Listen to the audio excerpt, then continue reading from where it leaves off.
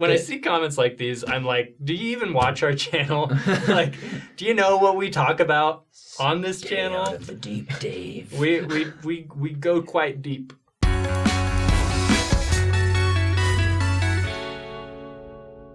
Hey guys, welcome to another episode of Saints Unscripted.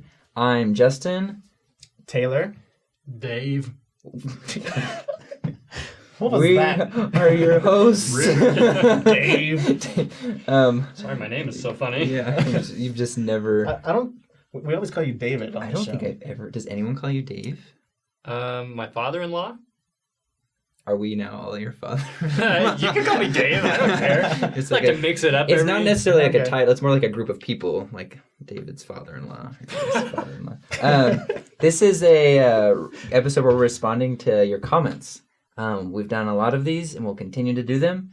My personal goal today is sometimes I get really caught up in making fun of you guys for your grammar, which sometimes can be pretty funny, but is inherently a little judgmental. Yeah. So I'm going to focus on the content, and let's see what you guys have been saying. David, this is probably one for you. Okay. This is one that we could probably investigate, or you could probably investigate. This comes from our Welcome to Saints Unscripted trailer video that posted just recently.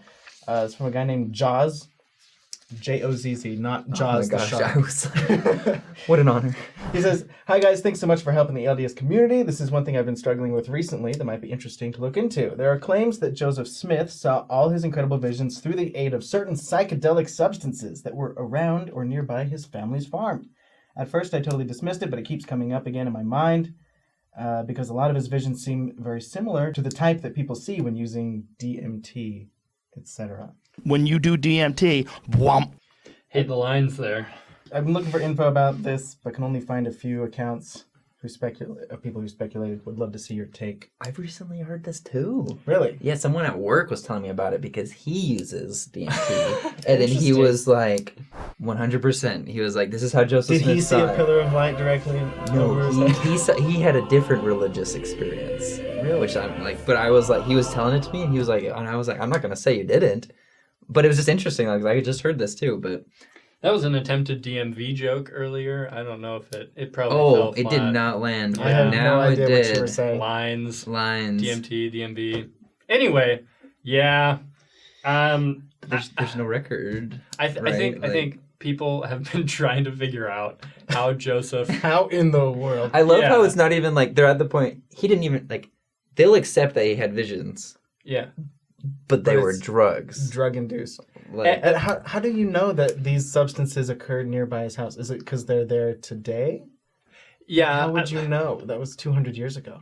I haven't seen any evidence to support this theory. It's tough because for something like a vision, like the first vision, you kind of have to go, take Joseph's word for it. In addition to, if you have a spiritual confirming experience. But as far as evidence goes, it's basically Joseph's word against, right. everyone else's. But with something like the Book of Mormon, like you have that book in front of you. You have the Right. words, you have the manuscripts, you have, all of these accounts. And so people have been trying to figure out how he wrote the Book of Mormon for hundreds of years. Right. Well, almost 200 years now. And I don't think that drugs could explain that.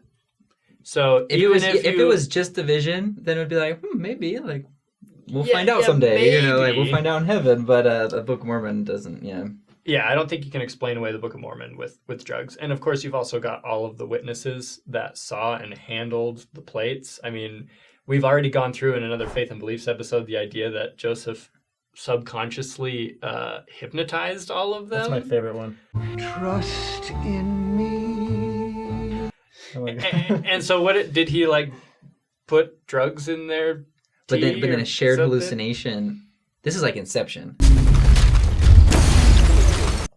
This technology just hasn't come out yet. They're time traveling. Yeah. Oh. That must be. Anyways, I wouldn't take this theory too seriously until some substantial evidence comes forward that accounts for all these things. But Cool. Yeah.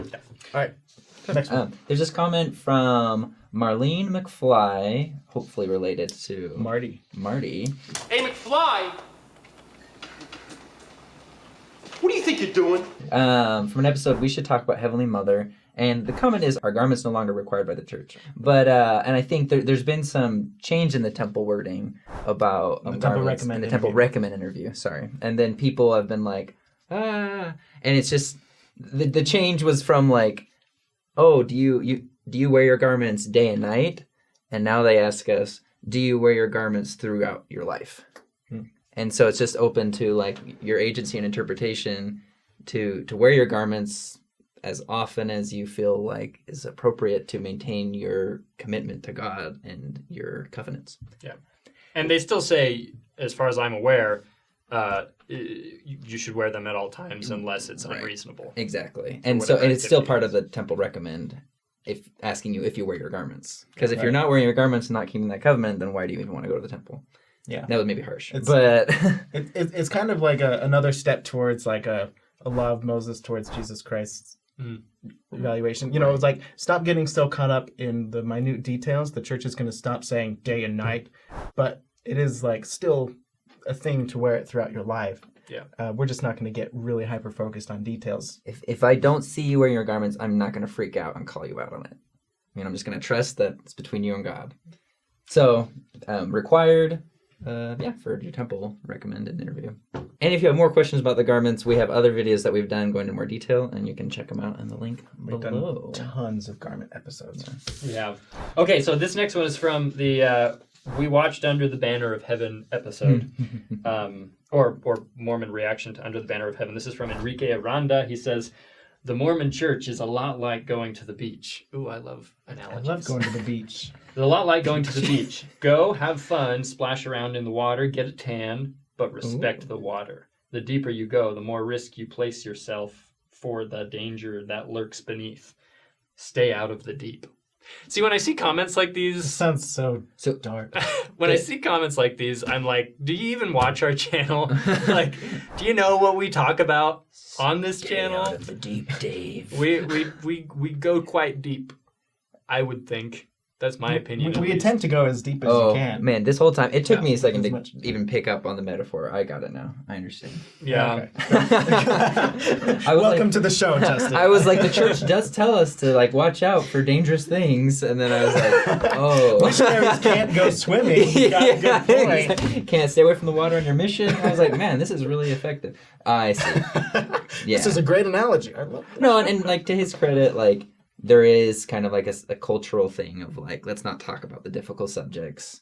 But I think we're working past that. Yeah, we're definitely making a shift. I think there's been a big change lately. Yeah. Yep. This is another one that comes from the same episode. We watched the Mormon reaction to Under the Banner of Heaven. And his name is Rodrigo C.A. I don't even know. Okay. But he says, Mormons upset about the swearing and shower scene don't really talk about the murders. That's their religion in a nutshell. And you know what? I'm going to give you that one. He makes a great point. I mean, it is kind of just it's our culture, and it's not A little bit of human nature. right. Because we were specifically watching this show with the knowledge that the murders happened, and we were intentionally looking for how they portray our church, and so we were specifically looking for cultural things like things that would typically make members of the church uncomfortable. Right. And so yeah, you're right. And we definitely should have spent more time talking about the actual issue. But I think that that's the reason why. I'm sorry. I think it's something like it's good. The comments are good sometimes because it's a good thing to remember with any religion that like we get so caught. Like I see this a lot in like politics where it's like if there's one person that has all these good things but they do one thing you don't like that like you feel really opposed to, then you ignore all of the other things. Yeah. And I think we do that reverse sometimes where we're like, oh yeah, there's some bad stuff, but like we're only going to focus on this one good thing and ignore all of this bad, Totally. like, so I think in this situation, it's like, yeah, it's a good thing to remember that the murders did happen and like, or bad stuff has happened and it's okay to talk about it and recognize that instead of being so focused on like the inappropriate stuff in a TVMA show. So you make a good point, Rodrigo. Thank you for calling us out. I feel like I remember we talked about. But I'm sure that like no, you did. We probably did. I think it's just people like members of the cast, whoever was on the show. I don't remember. We're probably getting really excited about certain points. You know, I could see like people like who like older people like my parents being like, this show is totally useless because there was inappropriate language. oh yeah, that You know, totally happens. I have people at work here. I who are walked like, out of this. whole Yeah, thing I couldn't because- watch any of it because it was such trash. And then they don't even mention the fact that like, oh, and those murders did happen, What's and the let's real talk issue? about that. You know, Yeah. so like totally. we got to be careful of that. Good point. Good point. Let's see. There's a video that we did. Was Joseph Smith a false prophet? You'll have to watch to find out, I guess. But the comment was by Brian Keith. He said, "This channel breaks my heart. Beware of wolves in sheep's clothing, preaching a whole different gospel than the gospel of Jesus." And these comments will never cease to make me happy because the gospel of Jesus is like love, right? And that's all we talk about on the show. If you look at every episode, every word we say is love. every single. Every single We don't say any of it. except for when we call you out on your typos. Yeah, and exactly. grammar. Then we're monsters. Yeah. No, I do think that's like an age-old argument about whether or not we teach the gospel of Jesus Christ, and I think it's just kind of like, it's funny that people will be like, "Oh, this is something different. This is something that I'm not comfortable with," which is what people call us out on. They're like, Right. "You guys are afraid of things you're not comfortable with," and I think we're working really hard to embrace that, like uncomfortable, new, whatever, and just focus on what can we do to live like Jesus. Right. And if that's not the gospel, then What is? yeah, I don't know what is. And on the show, we do spend a lot of time talking about branches of the tree, right? We talk about Right. all the fruits and the branches over here and everything, but when it all comes down to it, like at the core, at the root of what we're talking about is the gospel of Jesus Christ. Even if we're not always talking about just the roots, That's a good point. everything we talk about is connected. Like, And so- if you're like, wow, I haven't heard the word Jesus in like 5 minutes on this episode, It's because it's because the topic is probably something else. a branch of it. That's a really good point. All right, this next one also comes from the reaction to Under the Banner of Heaven. This is from Bradley Johnson. I used to be Mormon, and trust me, these people are trying to play it cool. But watching this show and learning how much their church has lied to them and how bleep, bleep, bleep their actual history is will continually haunt them and is probably destroying them from the inside out as we speak. Some of them, if not all of them, will eventually leave the church.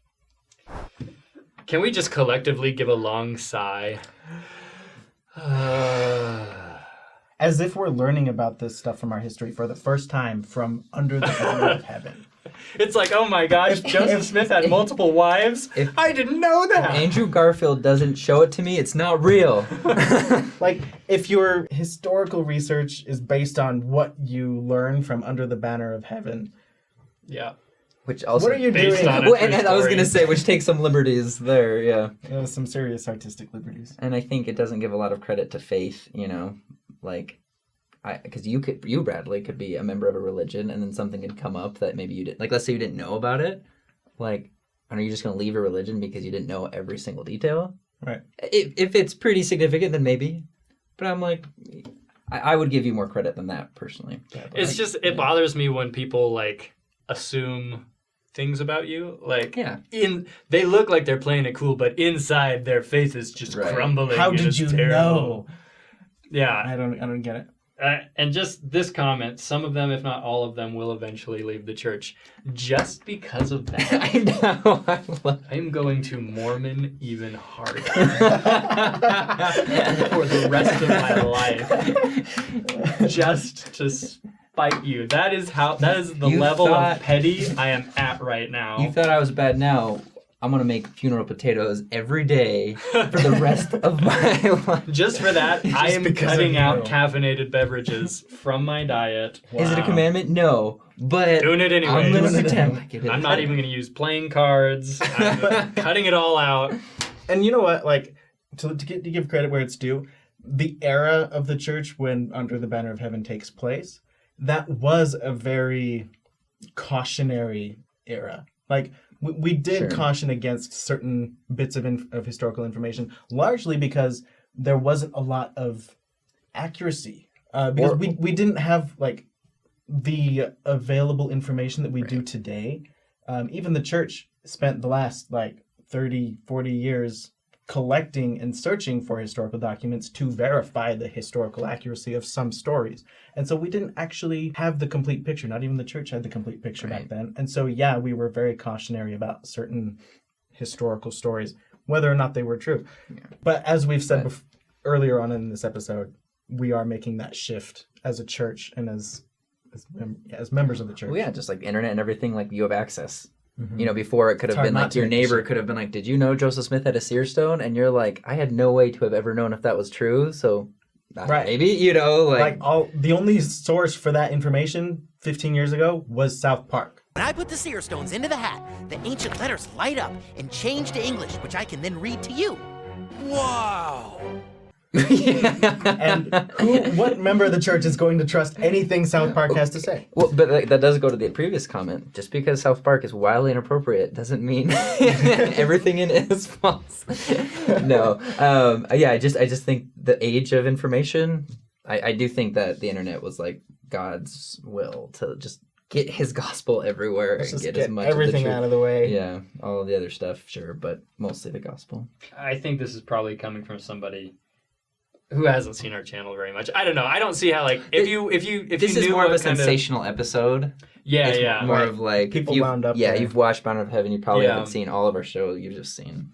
I wonder what his opinion might be if he saw like how we've gone into a lot of like what the Under the Banner of Heaven offers as far as our history goes is like such small potatoes based on like how much we have already covered.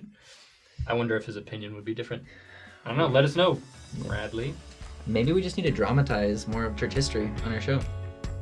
Maybe that's sensationalize. Or do you mean like you want to play Joseph Smith in a? Yeah. We need to make like little skits now to like just explaining church history isn't enough. We've got to like act it out. That's what we'll settle. Get some big name actors, maybe. You know, I don't know. Get Chris Hemsworth to play every single character. I'd like to see that. I have a crush on him, if you didn't know. But that's information. Yeah. Thanks, guys, so much for watching, and as always, thank you for commenting, like positive or negative. We really appreciate all the interaction with our show. Please continue to let us know how you feel, and we'll see you in the next episode. Mainly the positive interaction. Mostly. I love feeling like crap.